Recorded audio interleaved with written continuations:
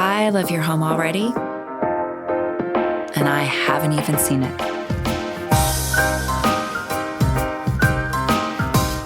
Does that sound crazy? It's not. When we improve our surroundings, we simultaneously empower ourselves, which means every inch of space within your reach right now is an opportunity to tell the story you want to be living. Tell me that's not its own kind of wonderful. I have spent the last 15 years consulting clients and their homes through the wisdom of feng shui, intentional design, and some crystal clear communication. And you know what happens when you bring those three together? Life-changing magic. Your home is already in a conversation with you, so why not learn how to merge that awareness with some simple, straightforward, and smart action to co-create the life you want? I'm Amanda Gibby Peters, and I am here to help you learn how. Welcome to House Therapy.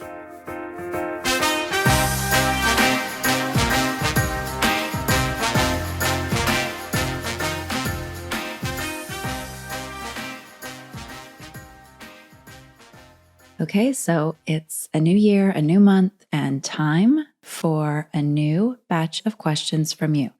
And we have got a handful for today's episode. So really quick, if you've got a cue you'd love to hear answered here, send it to Amanda@simpleshui.com. Again, that's Amanda@simpleshui.com with podcast cue in the subject line. And on that note, let's get some A's on these cues. All right, the first question. If you are in such a low energy vibe, what is one shui thing to do to get things moving? So first of all, let me say thank you for this question because there are so many facets to this low vibe experience and feeling. And the truth is, feng shui actually needs your cooperation, your participation for it to work as well as it can. This is why I so often go back to the quote I've shared on the podcast many times already from Lillian Tu. In essence, she's saying, she can come in and do all the best feng shui in your space, but if you are negative, that is the energy created. So let's unpack that. I find, at least in my experience, that oftentimes we will reach for feng shui when things are spiraling, when we feel desperate, or maybe there are challenges that seem impossible. And we hope like hell that feng shui can help. And while I genuinely know it can, let's remember that first definition of feng shui that I shared at the very beginning of this adventure called the House Therapy Podcast. Translated, if you remember, the words mean wind and water, and wind and water are energies that we both see and we don't see, right? And that specific distinction is symbolic of the conversation happening between our spaces and the things in our spaces. And this includes the conversation our own personal energy is having in our homes, meaning how we feel, our inner dialogue, our habits. They are all leaving energetic fingerprints around us too. So if we work with shui alone, but ignore our cooperation in it, however small that is, the shui can make inroads, but our energy becomes a speed bump or a roadblock, if that makes sense. So working off that awareness, if this were me, and believe me, I have had and will probably continue having, where's the cave? I just want to disappear for a while, chapters in my life. Here's what I would do. I would go room to room looking for anything that is pulling or nagging my energy down. Anything that feels like it's anchoring me to a past experience, an unwanted feeling, a belief that's getting in my way. Essentially, I am going to suss out anything that could be culpable in this chronic sense of blah. Now, this can be clutter that hasn't been addressed. This could be overstuffed shelves or closets or drawers that are just generating that chronic decision fatigue. This could be a room that feels heavy, like there's just too much stuff in the space.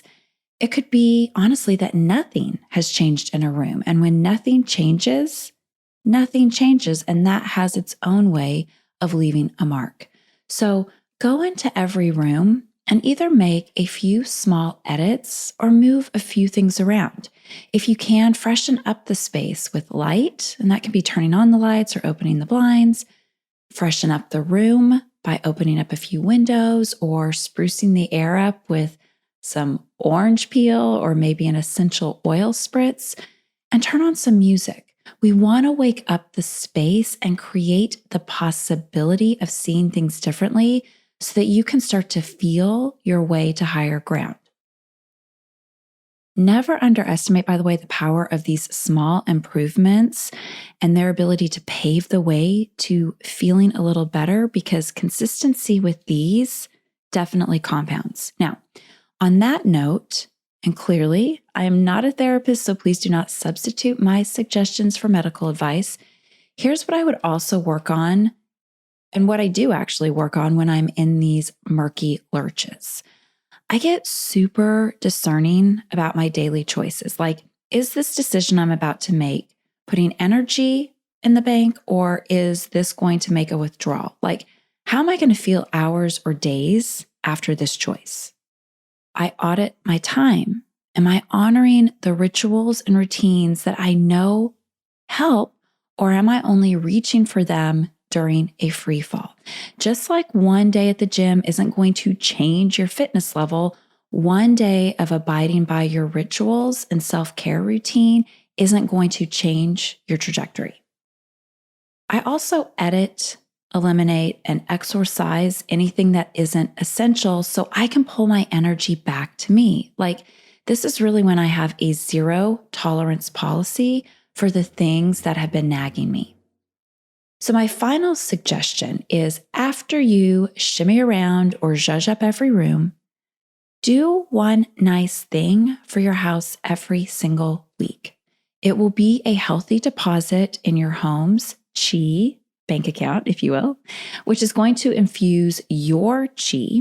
And as you feel better, you'll find a little more ease building from there. Now, again, consistency is key here. But this act of kindness will also become a lovely act of self-hospitality. And its ritual will become a methodical way to make sure that you're always creating a little vitality around you, and that will help you generate more power from within. All right, the second question. Roses and thorns, what's your take? So for those of you who don't know, I actually detested roses until a few years ago when I read the book, The Way of the Rose. And I have been smitten with them ever since. So I highly recommend the read, although I will tell you it does veer every now and again into weird. That said, the excerpt that had me sit up straight and smell the roses differently was this. Roses are very old. Fossils of 5-petaled roses have been found in the archaeological record from 35 million years ago. Some have said that the 5 petals of the first cultivated roses mirrored the 5 fingers of the human hand, that because of that shape, early humans were already in love with the rose. But if we loved roses enough to cultivate them in great number, roses seem to have loved us in return. If humans planted roses because roses were beautiful, roses taught humans what beauty is. Possibly, roses taught humans what love is. All right, so that's where the love affair just decided to take off. And around that time, I also learned that roses have the highest frequency of all tangible things, which made me think, how about we just have that kind of chi on tap 24/7, please, and thank you. So this is why I have this dedication to the rose bouquets week after week after week now. So back to the question, what about them thorns? Well, what you need to know is anything sharp or prickly is said in feng shui to get the attention of our subconscious, because our subconscious is really looking out for danger or threat, right? And subconsciously, we know thorns require caution. So if you've ever heard people talk about cactus or rose bushes being problematic when it comes to feng shui, you now know why. We don't want anything that screams caution interfering with the energy that we're calling into our homes or certain areas of our lives, etc., etc. However, I have been really lucky in finding roses without about thorns. There are a few hybrid stems these days that are becoming more common at the grocery store. But when I do find a color that makes me swoon and the stems have thorns, I come home and just like I cut the stems before putting them in the vase, I cut the thorns off too. All right, the third question you sent in: how do you create better chi when there is disharmony in your environment? It's always a fabulous idea to clear the air when disagreeable energy feels like it's lingering. So go to the places where conflict has occurred the most and give that room a quick cleanse. And really don't overcomplicate this. Clean up the space, open the windows, wipe it down with some hot water and salt, spritz an essential oil blend. I really love eucalyptus for clearing the air. You can also work with smoke bundles, Palo Santo, or incense. Any or all of it would work. Basically, what you need to know, though, is when you're clearing the air, it's really important to ask yourself, what do I want to replace this with, so that the very first thing to land in a refreshed space is something intentional and positive. All right, a few other suggestions to work with a little more consistently that might keep the eruptions from becoming patterned in your space.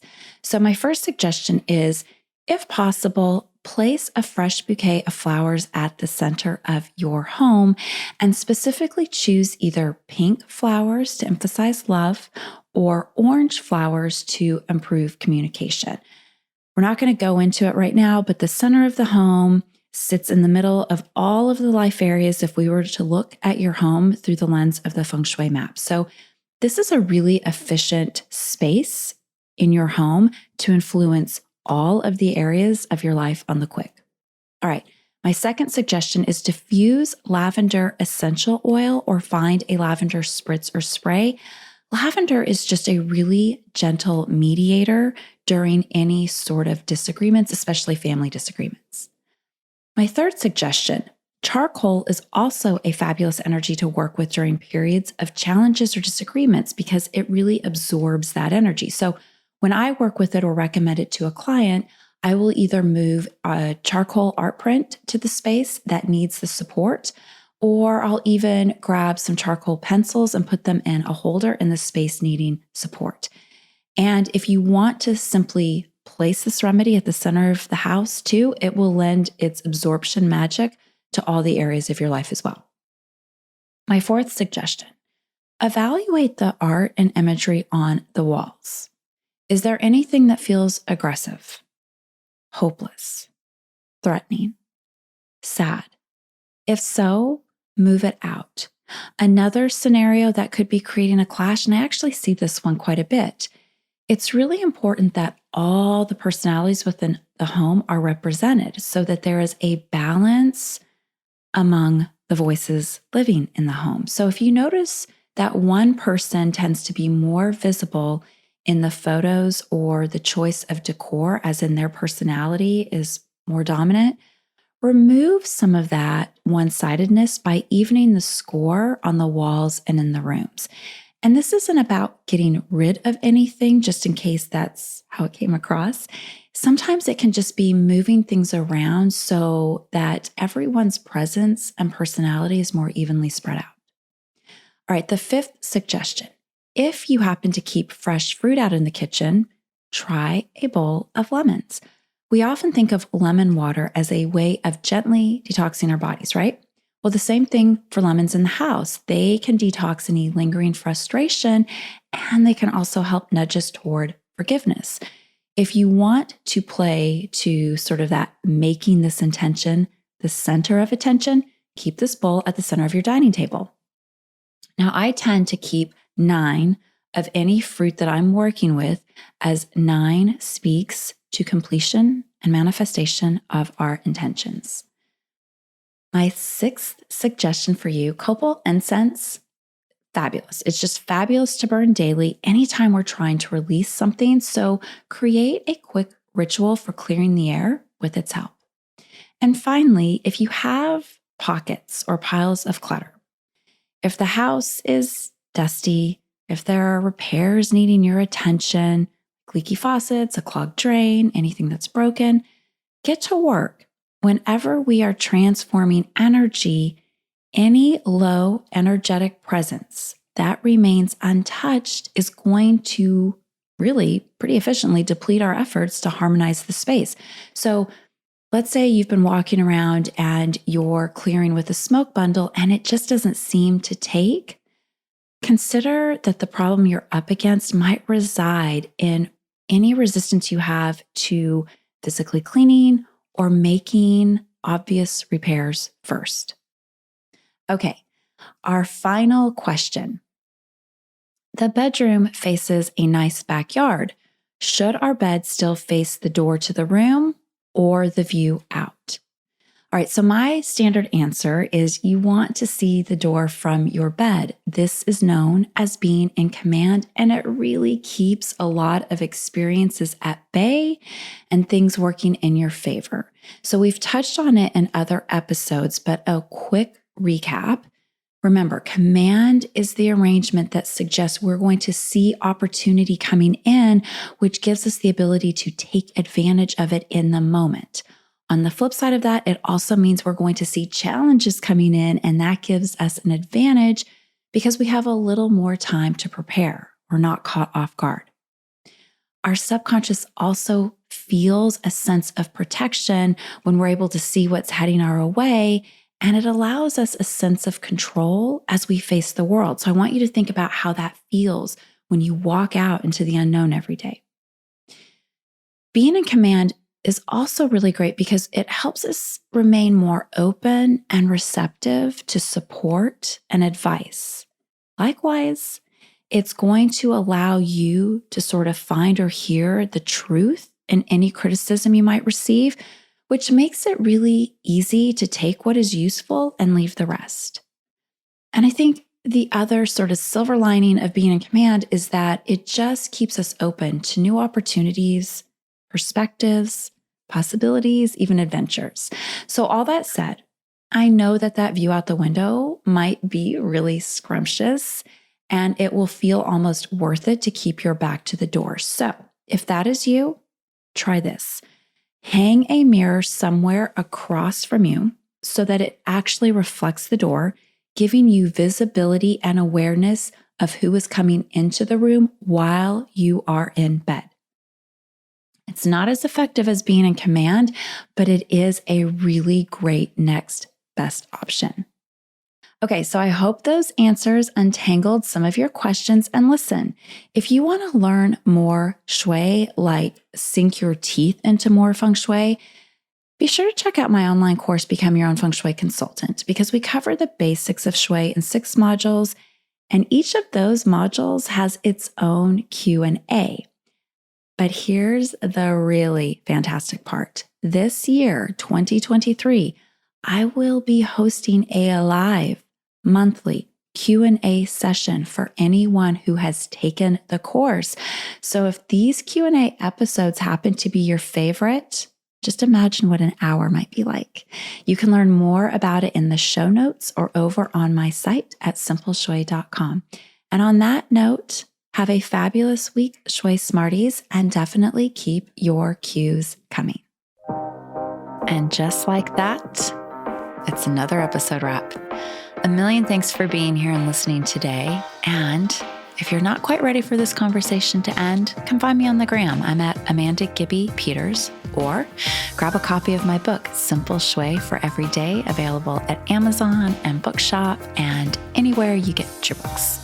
And if you want to work with me, check out simpleshui.com for all the ways we can make that happen.